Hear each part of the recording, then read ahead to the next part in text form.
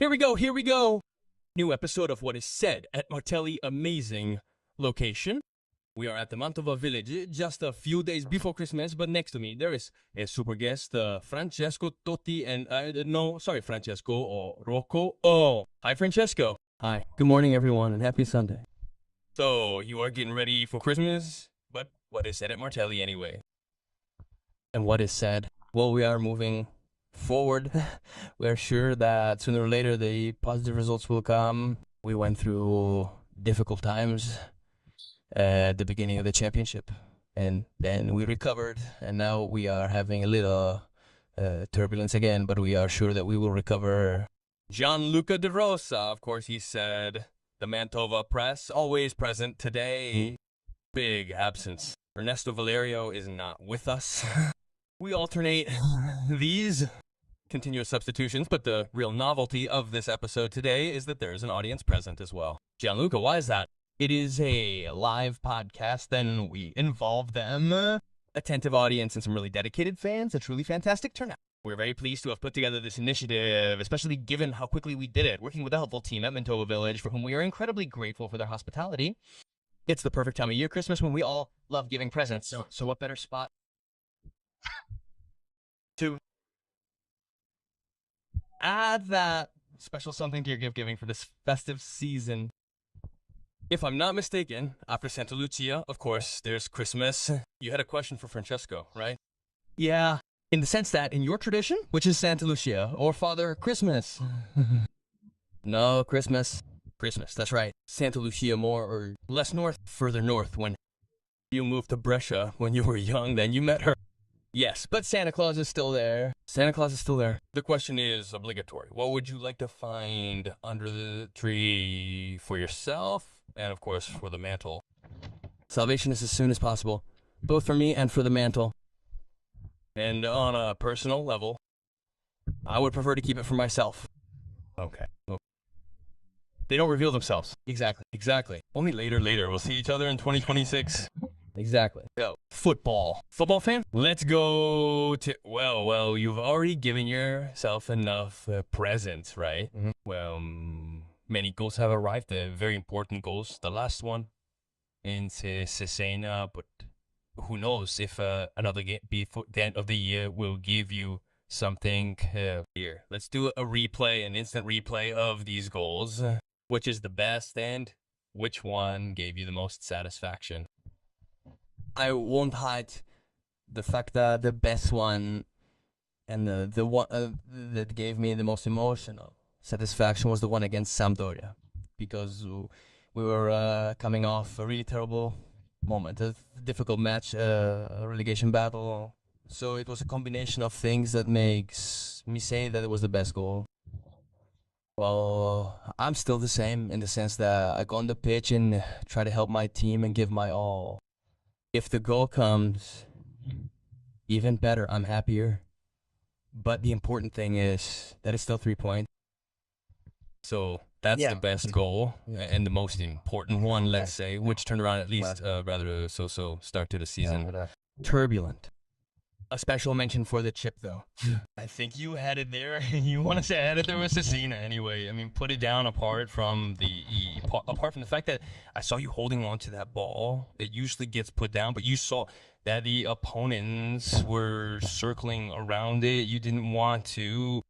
Well, anyway, we want to thank Mensa because, there are also a bit of hierarchies, right? So I wanted to express my gratitude to him because he's the one who let me take the shot. And then I felt like lobbing it. I'm sorry that unfortunately it didn't lead to anything at a collective level, but we keep moving forward. Okay. But let's stick to this penalty kick, that is how to chip it. That is, why do you watch the goalkeeper until the end? If he throws himself, you don't know how he... Looks, I'm no one to teach you, but anyway, you did it, so I watched the goalkeeper until the end, and as soon as I saw that he took a step to throw himself, I said, I'll play the ball.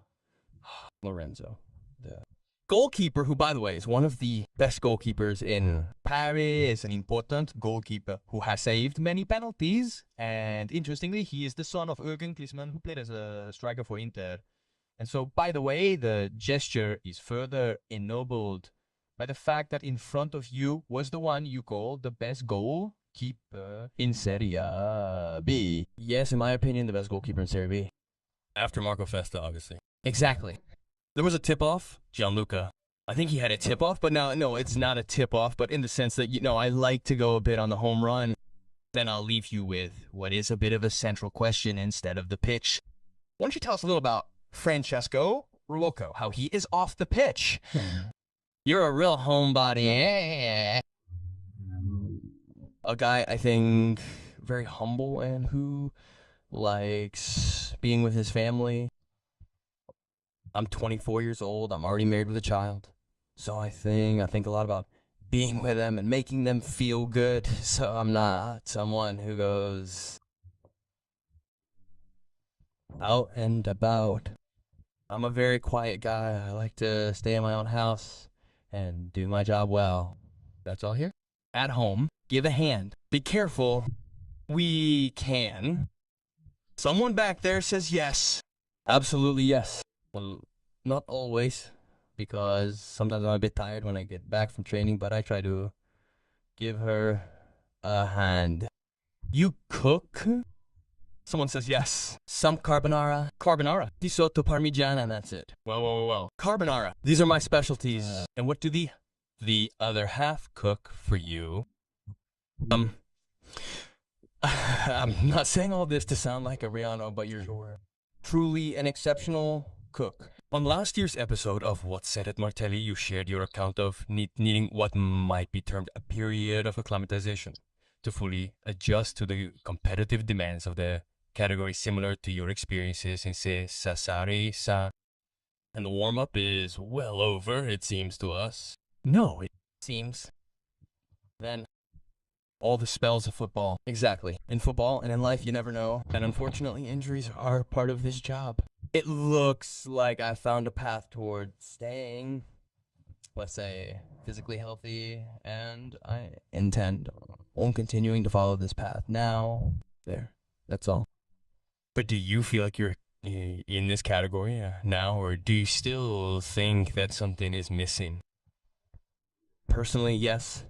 I definitely feel much more aware of the situation than I did last year. In my opinion, that is what is causing me to, at this point, make, the difference. I'm more aware of my qualities.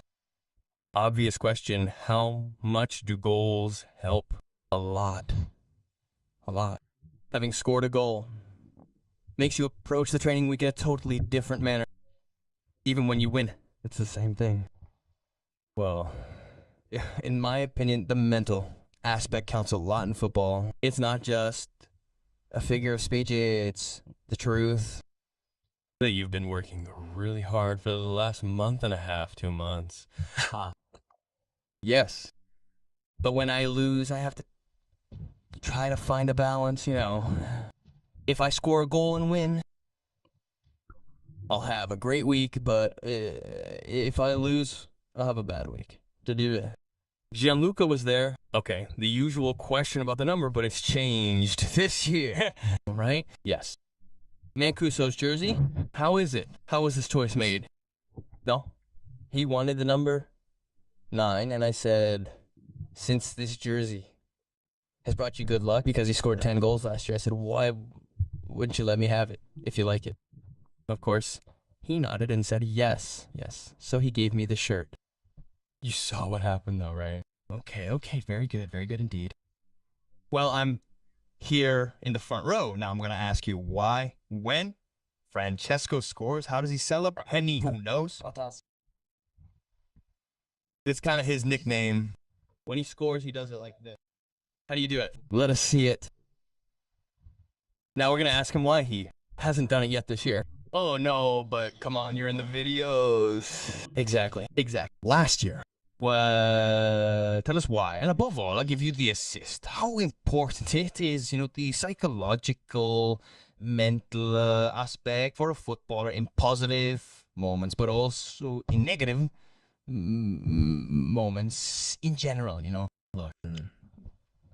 هم less the celebration, I was saying before, that the mental aspect is important in everything. So it's a celebration that starts from this,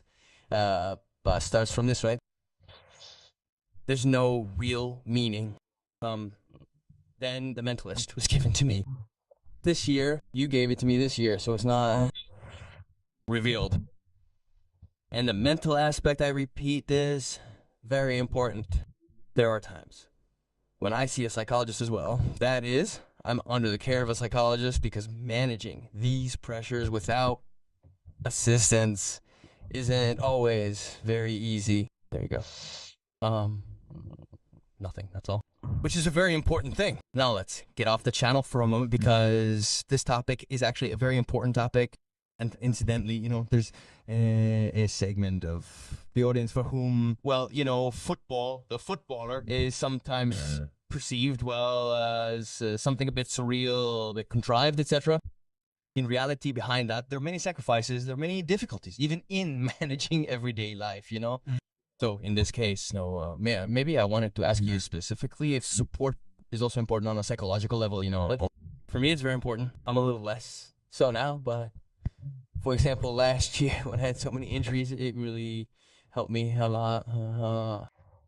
So I don't think you should be afraid. Sometimes people are afraid to ask for help. They might be embarrassed, But I really think it's essential, especially in this sport and generally.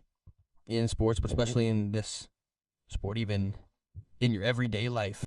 Because it's obvious that this sport is your career, your job. Therefore, naturally, your daily life revolves around this sport. Do you have a question for Francesco? I'll come over with my microphone. Come on. I'm going. Director Sandro Rizzo, I'm going. I'm here next to you. Come on, don't embarrassed. He's thinking. Me too. You're thinking too. I don't have it. You thinking? You have the shirt and you had it made. Did you see? Director, we even have the signature, huh? Come on, tell them. Some friends, what did you tell them earlier out here? We're asking for a few more goals for the next games. Yeah. So you have to score a few more goals for the next games. Try. Have you thought about it? Yo. How long would you like to stay at Mantova? Good question. I'm going. I have a long contract. I hope to stay as long as possible. Then in football, anything can happen because anything can happen. As long as I'm here, of course, I'll give my all for the shirt. Okay. No, I wanted to go back for a moment to the celebration after the chip in Cesena. You made a strange gesture that I didn't quite understand, but here I made the letter A before A, which stands for Alessia. Oh. If we said it. Thank you, Alessia. Let's thank her. I thank her every day. But dedication? If she weren't there with the goal, it would be even better. No, of course. So, was a goal with dedication. Absolutely. Yes. We're doing the dedication here today. Spoon, so dedicated to Alessio. We often talk about it, right? There are children here who have your jersey. They see you, as an idol. They come on Sundays and Saturdays to watch you play. They cheer for you. You must have had idols. Do you have idol players? And how do you feel about having passed over to the dark side of being? Well, I'll tell you, I've been to the stadium twice in my entire life. I'm not one. I've never been one who went to the stadium to see idols. I had Maradona, but unfortunately I didn't experience it. Only him. And unfortunately I didn't experience it.